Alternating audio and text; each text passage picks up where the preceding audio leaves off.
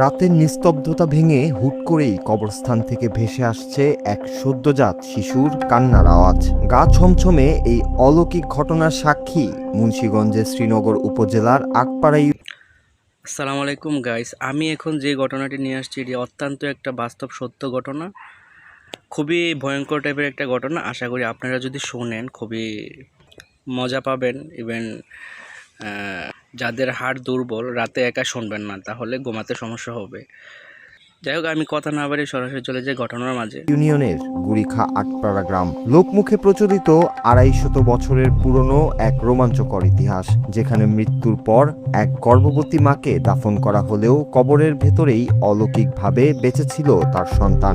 মৃত মায়ের বুকের দুধ পান করে কবরের অন্ধকারেই দিন পার করা সেই শিশুকে পরবর্তীতে স্থানীয়রা কান্নার শব্দ শুনে কবর খুঁড়ে জীবিত উদ্ধার করেন। আর এই অবিশ্বাস্য ও শিউরে ওঠার মতো ঘটনাকে কেন্দ্র করেই গড়ে উঠেছে এক রহস্যময় স্থান, যা আজও মানুষকে স্তব্ধ করে দেয়।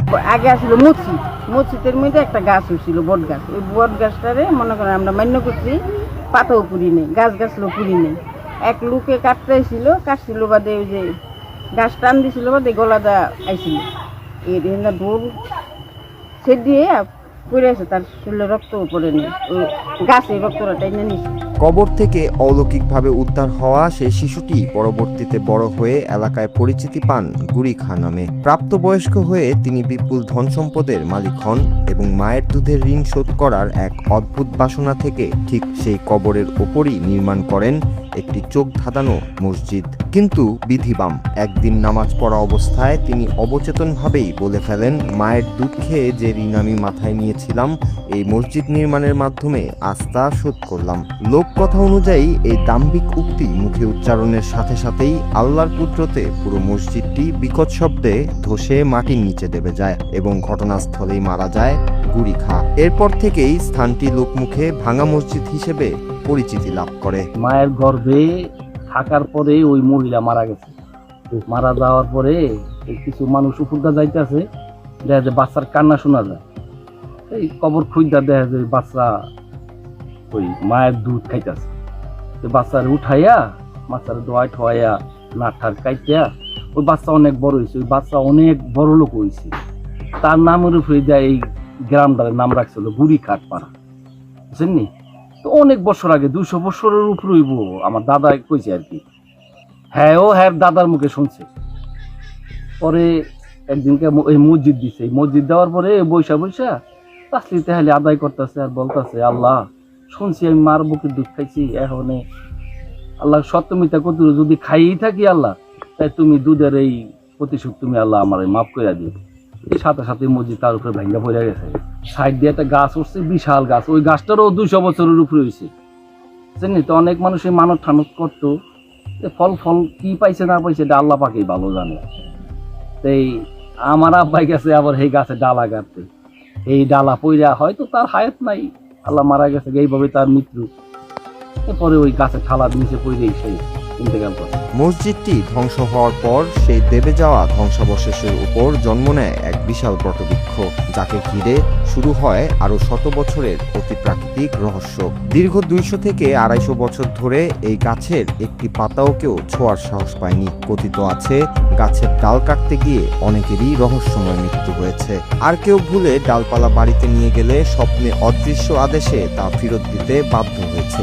শুধু তাই নয়, রাতের আধারে সেখানে অশরীরী চলাচলের শব্দ শোনা যেত এবং পাশের পাকা ঘাটলায় গভীর রাতে জিনপরীরা এসে নামাজ ও গোসল ছাড়ত বলে বিশ্বাস করত স্থানীয়রা। এই অলৌকিক বিশ্বাসের টানেই দূর দূরান্ত থেকে মানুষ এসে এখনো সেখানে মুরগি গরু মানত করে এবং মোমবাতি আগরবাতি জ্বালিয়ে ভিড় জমায়। এই বট গাছ ঐতিহাসিক, এই বট গাছের মধ্যে আমরা উঠতাম আগে, উঠতে ঢাকা শহর দেখতাম, কিন্তু কেউ যদি পাতা বা ডালা কেউ করতো তার মনে ক্ষতিগ্রস্ত হইতো। আবার বট গাছের যে নিচ দিয়ে উপর দিয়ে শীষ উঠতো, এটা আমার আম্মারও দেখছে। শীষ উঠতো মোটা করে, ৫-৬টা করে শীষ উঠতো। মোমবাতি যেভাবে জ্বলে না ওইভাবেই শীষ উঠতো। পরে আমরা তাদের পিছনে পিছনে আসতাম ছোটবেলা। এই আর কি, সবাই সব জায়গায় থেকে এখন আসে, কেউ মুরগি ছাড়ে, কেউ দুধ ছাড়ে, কেউ এটা দেয় এমনই দেখতে। সময়ের আবর্তে সেই অলৌকিক বটবৃক্ষটি কয়েক বছর আগে বিলীন হয়ে গেলেও আজও ফুরিয়ে যায়নি এই স্থানের আদিম রহস্য ও রোমাঞ্চ।